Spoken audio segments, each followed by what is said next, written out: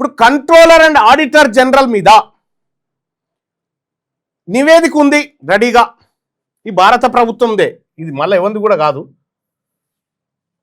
ఇంకో report of the controller and auditor general of India performance audit and Kaleshwaram project అని చెప్పి ఇగో ఇది క్లియర్గా వచ్చింది. Government of Telangana report number 1 2024 ఈ నివేదిక ఇటీవల బయటపెట్టింది. దీంట్లో క్లియర్గా కేసీఆర్ ఫ్యామిలీ, మెగా కృష్ణారెడ్డి, ప్రతిమా శ్రీనివాసరావు వీళ్ళందరూ కలిపి దోపిడీకి తెగబడి పందికొక్కుల్లాగా ప్రజల సొమ్మును మింగిర్రు అనేది కాగ్ రిపోర్ట్ చెప్పిన నివేదిక. కరెక్ట్గా 2023 డిసెంబర్లో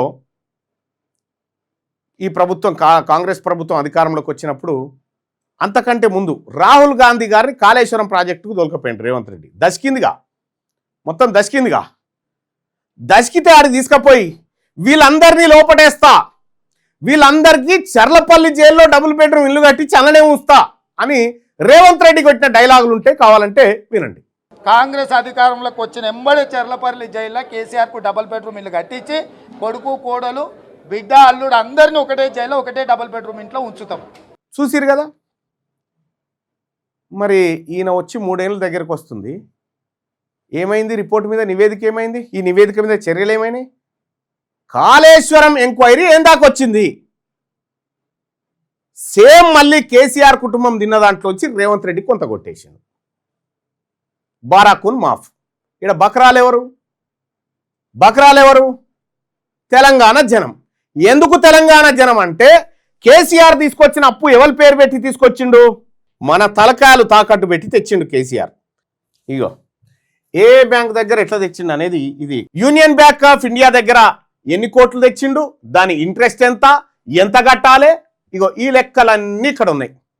ఇక్కడ తెచ్చినటువంటి డబ్బు హార్డ్ కాస్ట్ ఇంత, లోన్ అమౌంట్ శాంక్షన్ అయింది ఇంత, అమౌంట్ రిలీజ్డ్ ఇంత, ఇది ఇంత కదా. మనం కట్టాల్సింది ఎంత అనేది ఇక ఉంది చూడ్రి. 14 ఏళ్లలో అసలు వడ్డీ కట్టాల్సింది 1,47,000 కోట్ల రూపాయలు. 65 ఇగో 1,47,000 కోట్ల రూపాయలు కట్టాలి. 1,47,000 కోట్ల రూపాయలు ఇప్పుడు కట్టాలి. మనం ఎవరు కట్టాలి? తెలంగాణ జనం కట్టాలి. పంచక తిన్నది ఎవరు? కేసీఆర్ ఫ్యామిలీ, మెగా కృష్ణారెడ్డి, ప్రతిమా శ్రీనివాసరావు, కాంట్రాక్టర్లు, ఆంధ్ర కాంట్రాక్టర్లు పంచక తిన్నారు. తెలంగాణ జనం నెత్తి మీద అప్పయింది, బతికింది కేసీఆర్ కుటుంబం. ఇక్కడ ఇంకా చూడాల్సినటువంటి ఇంకొక అంశాన్ని, మనం ఎట్లా కట్టాలి, ఈ అప్పు ఎట్లా కట్టుకురావాలంటే ఇగో ఇంకా చూడ్రి.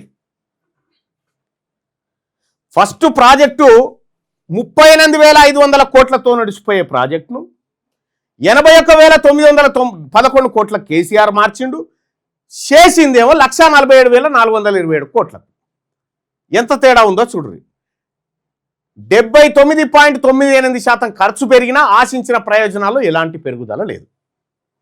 ₹1 ఖర్చు పెడితే ₹1.51 వస్తాయని కేసీఆర్ చూపించిండు.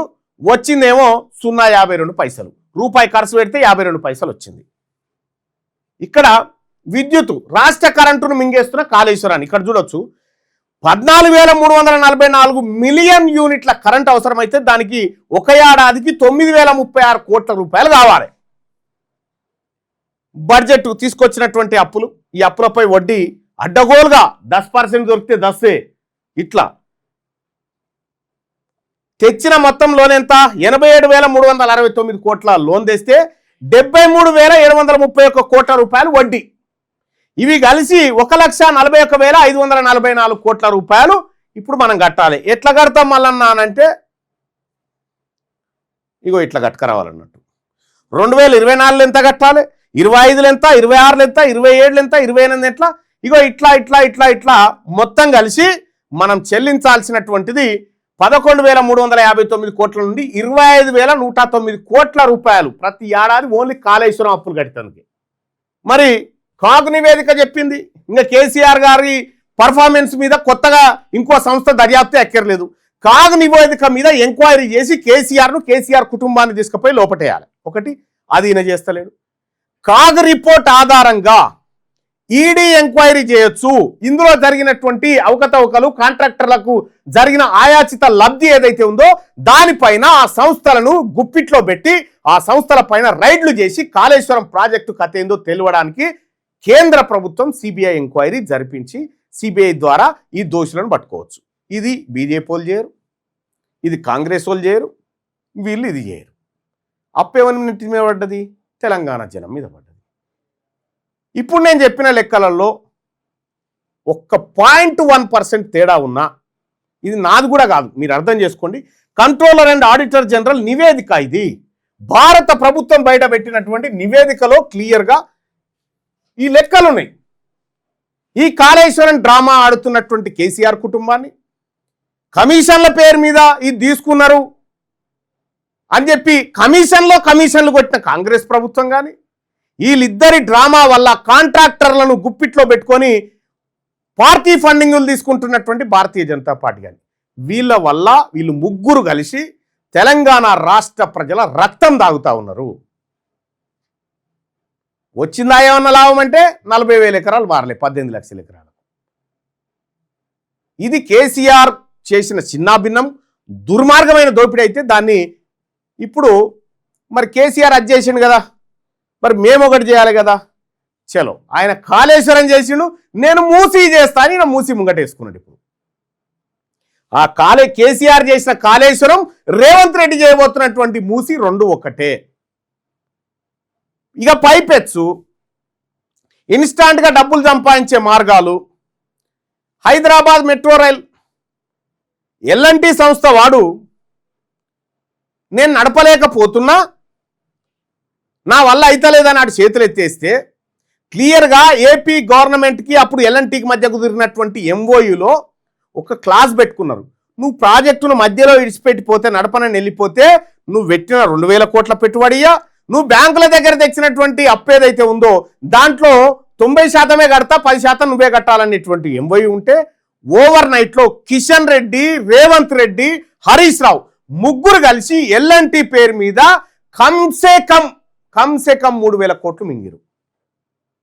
వీళ్ళు ఈ ప్రాజెక్టుల పేరు మీద దోపిడీలు చేస్తూ ఉన్నారు. ఈ దోపిడీలకన్నిటికీ మూలకర్తలుగా తయారైనారు. తెలంగాణ ప్రజలారా, మన నెత్తిన అప్పులు మిగులుతా ఉన్నాయి, వాళ్లకు కాసుల పంటలు వండుతా ఉన్నాయి. ఈ ప్రభుత్వాలు మన జీవితాలను మార్చవు, ఇవి కేవలం మనల్ని అప్పుల ఊబిల్లోకి తీసుకుపోతాయి. తెలంగాణ రాష్ట్రం ఏర్పడినటువంటి 2014 జూన్ 2 నాటికి తెలంగాణ రాష్ట్రంలో మిగులు బడ్జెట్ 16,000 కోట్ల రూపాయల మిగులు బడ్జెట్తో పుట్టింది మన రాష్ట్రం. 16,000 కోట్ల రూపాయల మిగులు బడ్జెట్తో పుట్టినటువంటి రాష్ట్రాన్ని 8 లక్షల కోట్ల అప్పుల ఊబిల్లోకి తీసుకుపోయింది కాంగ్రెస్ పార్టీ ప్రభుత్వం, బీఆర్ఎస్ ప్రభుత్వం. దీన్ని గుడ్లప్పగించి చూసి ఈ దొంగలకు సర్ది కట్టింది భారతీయ జనతా పార్టీ ప్రభుత్వం. మన రాష్ట్రం బాగుపడాలన్నా, మన జీవితాలు మారాలన్నా నికార్స్ అయినటువంటి ప్రభుత్వం రావాలి. పేద వర్గాల నుంచి ప్రభుత్వం ఏర్పడాలి. ఆకలైనోనికే తెలుస్తుంది అన్నం బాధ. అందుకోసమే తెలంగాణ రాష్ట్రంలో టీఆర్పీ పార్టీ, తెలంగాణ రాజ్యాధికార పార్టీ అధికారంలోకి వచ్చిన వెంటనే ఈ దోపిడి దొంగలు తిన్నటువంటి సొత్తులు కక్కిచ్చి ఇది పేదల ముంగట పెట్టాల్సినటువంటి సొమ్ము. ఇది ఆ పని చేయడం కోసం మేము సిద్ధంగా ఉన్నామనేటువంటి విషయాన్ని తెలియజేస్తూ